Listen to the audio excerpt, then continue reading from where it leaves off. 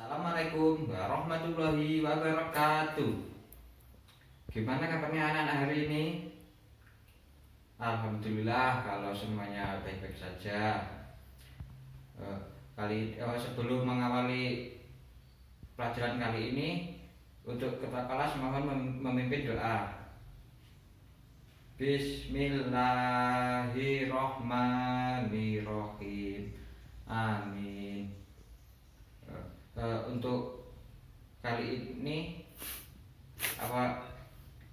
ada yang tidak masuk apa tidak? Alhamdulillah kalau semuanya coba masuk semua. Berarti kalian semua sehat kan? Baik kan? Oke. Ada yang tahu nggak Bapak kali ini mau menjelaskan tentang apa? Ya, betul. Kali ini Bapak akan menjelaskan tentang fikih makanan halal dan haram. Ada yang tahu apa tidak makanan halal itu apa? Oh ya, kalau kita tahu Bapak akan menjelaskan. Makanan halal merupakan segala sesuatu makanan yang dapat dikonsumsi oleh manusia dan sudah dijelaskan dalam syariat Islam. Macam-macam makanan halal. Adapun beberapa macam makanan halal itu ada 3. Yang pertama halal zatnya, yang kedua halal cara memperolehnya, yang ketiga halal dengan cara pengolahannya. Halal zatnya itu sebagai memanfaatkan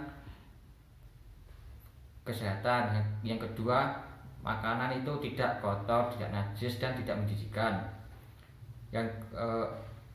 Yang kedua, makanan halal dengan cara memperolehnya itu dengan cara kita itu mencari makanan itu dengan cara apa? Kalau dengan cara mencuri atau ya sejenis mencuri, membohongi temannya untuk mencari makanan, itu adalah hukumnya haram karena cara memperolehnya itu tidak benar. Yang ketiga, makanan halal dengan cara pengolahnya, yaitu seperti kalau ada binatang kambing, ayam, sapi, kalau penyembelihannya tidak dengan cara tidak mentaati syariat Islam, itu hukumnya ya haram karena cara penyembelihannya itu sudah salah. Kan ketika kita menyembelih hewan-hewan itu sebaiknya kita membaca basmalah seperti itu. Kalau tidak membaca basmalah itu hukumnya haram karena dengan cara pengolahnya itu sudah tidak benar. Adapun makanan yang dihalalkan menurut agama Islam dapat digolongkan sebagai berikut.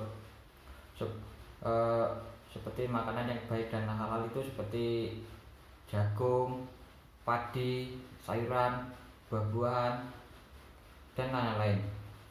Dan yang kedua itu makanan yang berasal dari laut, seperti ikan yang ada di perairan itu maupun perairan laut maupun perairan air tawar, itu hukumnya halal. Yang penting tidak hidup di dua alam, seperti binatang yang hidup di daratan dan di perairan. Sedangkan binatang ternak itu contohnya itu seperti itik, kambing, bebek, sapi, ayam, dan lain-lain. Selanjutnya, manfaat mengkonsumsi makanan halal. Itu yang pertama mendapatkan ridho dari Allah Subhanahu wa taala. Yang kedua terjaga kesehatannya. Yang ketiga diberi rezeki yang berkah insyaallah. Hidup menjadi lebih tenang. Yang terakhir terhindar dari perbuatan tercela. Dan selanjutnya yaitu tentang hikmah mengkonsumsi makanan halal. Hikmah mengkonsumsi makanan halal adalah yaitu mendapat kesehatan hati dan jasmani. Yang kedua supaya doanya dikabulkan oleh Subhanahu wa taala. Yang ketiga dijauhkan dari sikap api neraka. Dan yang terakhir makanan yang halal menumbuhkan perbuatan yang baik. Hikmah mengkonsumsi makanan halal itu seperti itu. Selanjutnya adalah makanan haram. Makanan haram itu merupakan makanan yang dilarang untuk dikonsumsi oleh manusia. Apabila manusia itu mengkonsumsi makanan haram, maka ia akan berdosa. Macam-macam makanan haram itu ada dua, yaitu haram aini dan haram sababi. Haram aini itu adalah haram karena zatnya, seperti contoh daging babi, bangkai, darah, dan lain-lain. Sedangkan contoh hewani dari haram aini itu seperti anjing, babi, dan lain-lain lah, seperti ular. Sedangkan contoh nabati atau tumbuhan itu seperti menghisap ganja, kecubung, dan daun-daun beracun. Sedangkan haram sababi itu merupakan haram karena makanan itu mempunyai sebab. Seperti makanan yang tadinya itu halal berubah menjadi haram karena tercampur dengan zat-zat yang haram. Selanjutnya jenis-jenis makanan haram. Jenis-jenis makanan haram itu seperti